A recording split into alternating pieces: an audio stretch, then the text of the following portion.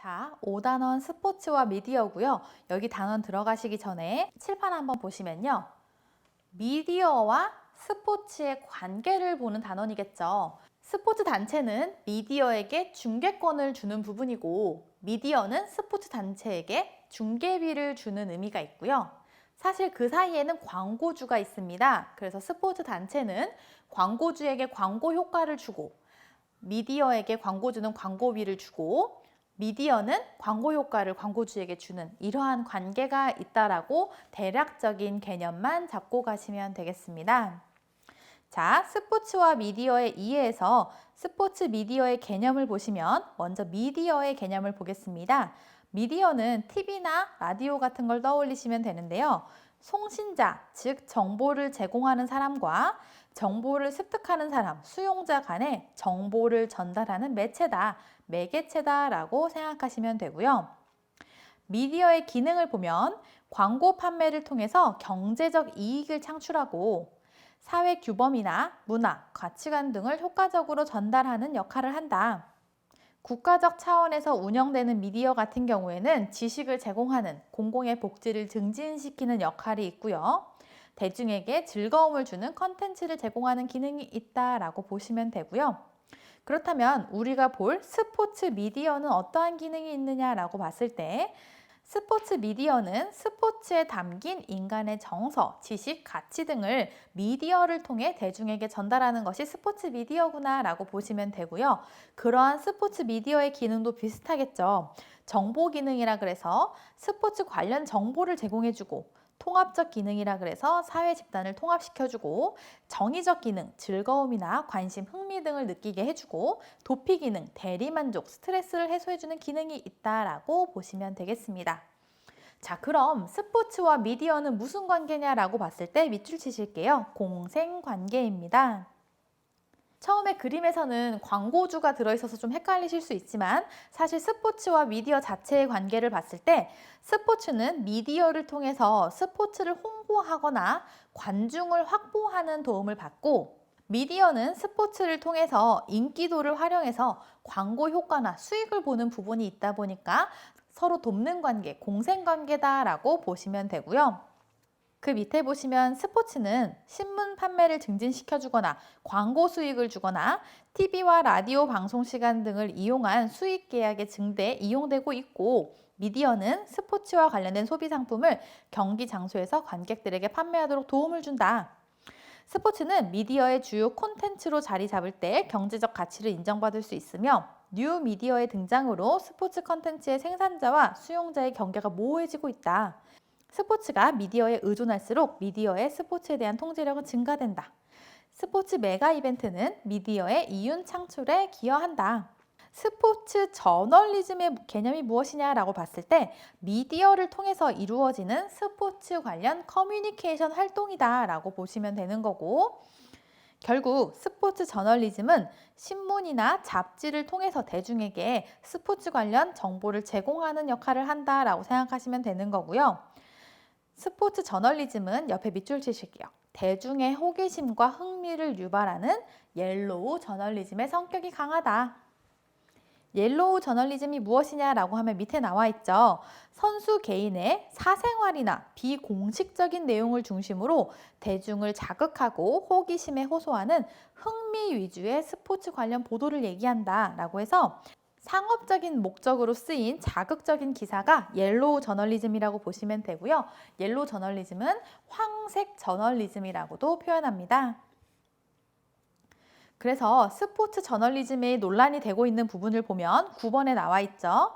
1. 정확성, 공정성, 객관성이 결여된 문제가 있고요. 개인의 사생활을 침해하고 있는 문제가 있고 그 옆에 스포츠 선수의 상품화, 특히 여성 선수들의 상품화의 문제가 있다. 하나 더 얘기하자면 승리지상주의도 포함될 수 있습니다. 그래서 스포츠 저널리즘이 이러한 논란이 되기도 한다라고 어느 정도 개념만 알고 계시고요. 이거는 기출된 내용이라 넣어놨는데요.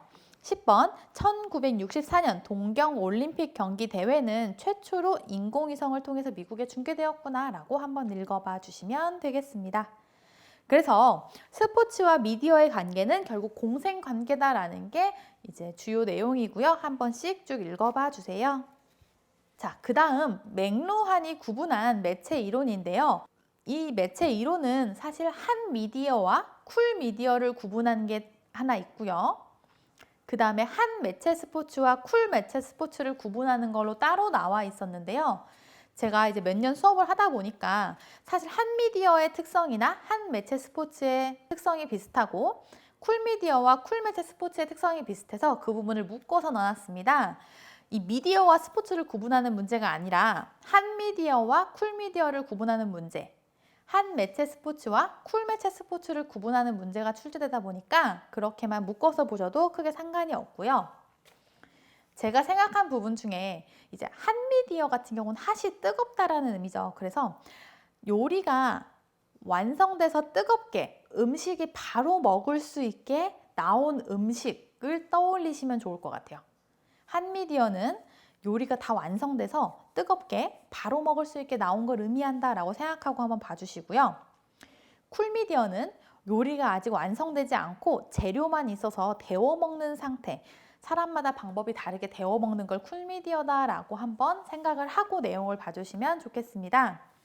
자, 한 미디어는 제가 다 만들어졌다고 했죠. 그렇기 때문에 한 미디어 자체도 음식이 만들어진 것처럼 이미 다 만들어져서 주입식으로 되고 있는 게 한 미디어고요.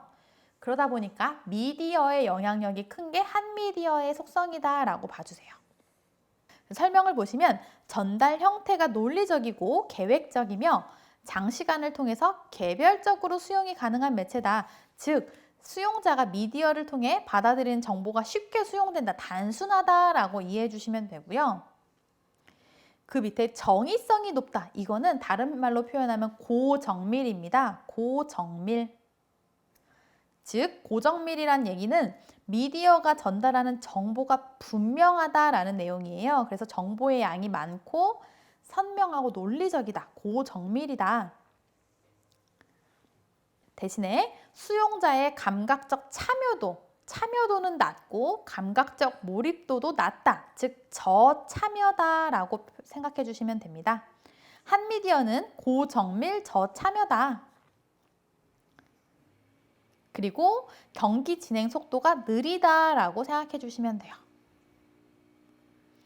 스포츠의 유형으로 봤을 땐 정적 스포츠, 개인 스포츠, 기록 스포츠, 공격과 수비가 분명하게 구분된 스포츠가 해당된다라고 보시면 되고요. 한 미디어에는 신문, 라디오, 영화, 잡지가 있는 거고 야구부터는 한 매체 스포츠라고 보시면 됩니다. 야구, 테니스, 사격, 양궁 등등 이 뒤에 나온 부분은 한 매체 스포츠구나. 둘의 특성은 고정밀 저참여로 특성은 비슷하다라고 생각해 주시면 됩니다.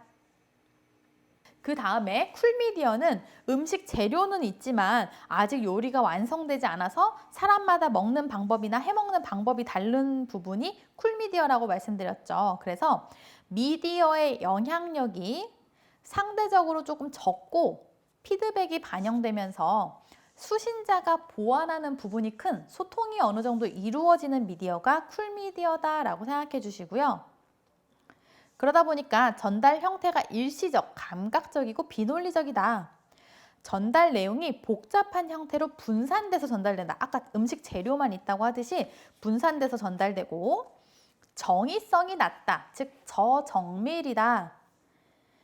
경기 속도가 빠르고 변화 가능성이 크기 때문에 미디어가 전달하는 정보가 분명한 정도가 낮다라고 보는 게 저정밀이고요.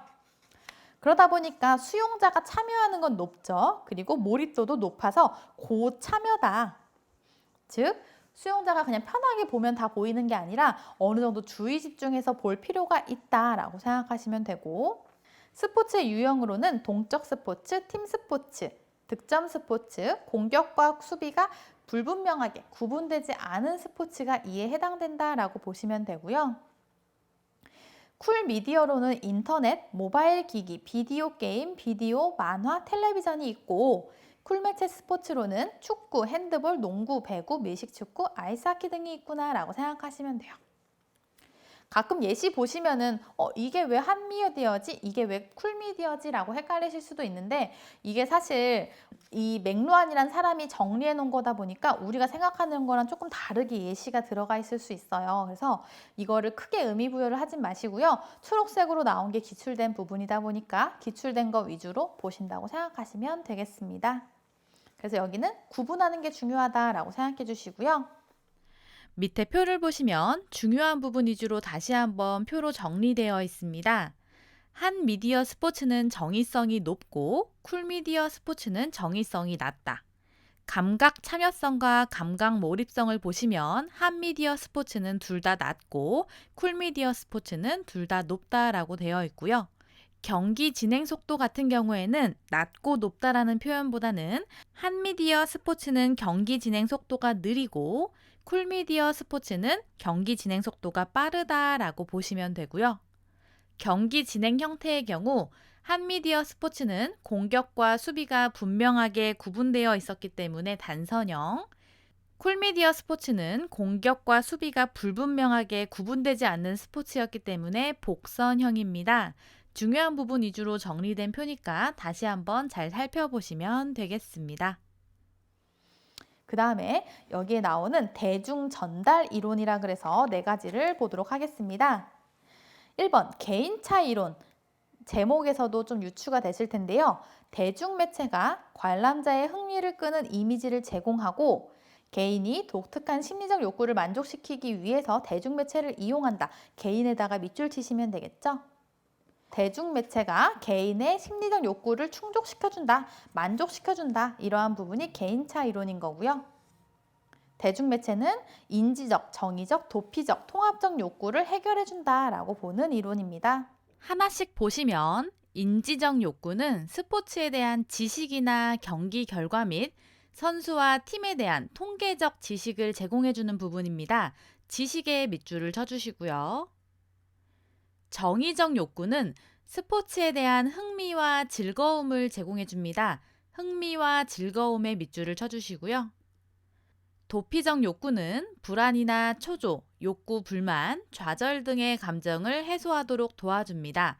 감정 해소에 밑줄을 쳐주시고요.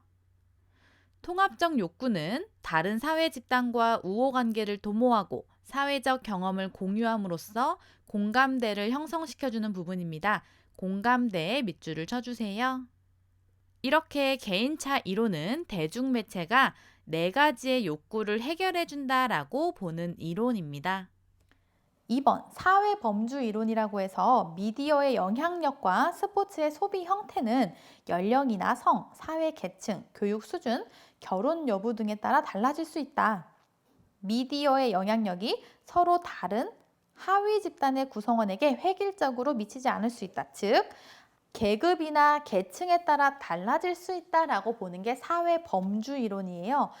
제목 자체에서도 아까 개인차는 개인에 대한 욕구를 충족시켜준다고 하듯이 사회범주 이론은 범주, 범위가 나눠져 있다라고 해서 계급이나 계층이 있다라고 보시면 돼요. 첫 번째 줄에 연령이나 성, 사회 계층, 교육 수준, 결혼 여부 등에 따라 달라질 수 있다는 게 이따 나중에 뒤에 나올 계급 계층에 대한 얘기입니다. 그래서 사회범주 이론은 그 밑에 줄 미디어의 영향력이 서로 다른 하위 집단 구성원이라고 한 것처럼 여기 밑줄 치시면 집단으로 나누는, 계급, 계층으로 나누는 게 사회범주 이론이구나 라고 생각해 주시면 되고요.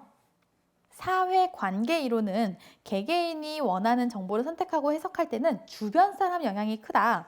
개인의 대중매체에 대한 접촉 양식은 중요 타자와의 사회관계에 많은 영향을 받는다. 중요 타자에 밑줄을 쳐주세요. 이 중요 타자도 뒤에 나올 내용인데요. 사회화 단원에서 볼 거예요. 중요 타자라는 것은 스포츠 참가에 영향을 미친 사람을 의미합니다. 그래서 이러한 사회관계 이론은 이러한 중요 타자와의 사회관계에 영향을 많이 받는다 라고 해서 사회관계 이론이 있는 거고요. 4번 문화규범 이론이라 그래서 대중매체가 현존하는 사상이나 가치를 선택적으로 제시하며 강조한다. 사상이나 가치에 밑줄을 쳐주세요. 지금 이게 스포츠와 미디어 단원에서 대중 전달 이론이라 그래서 이 미디어와 관련된 이론 4가지가 나온 건데요. 하나하나 의미를 완벽하게 이해하시기보다는 제목을 통해서 내용을 어느 정도 유추하시면 될 것 같아요. 개인차 이론, 사회 범주 이론, 사회 관계 이론, 문화 규범 이론이 있구나. 이러한 설명이 이렇게 구분되는구나 정도로 이해해 주시면 되겠습니다.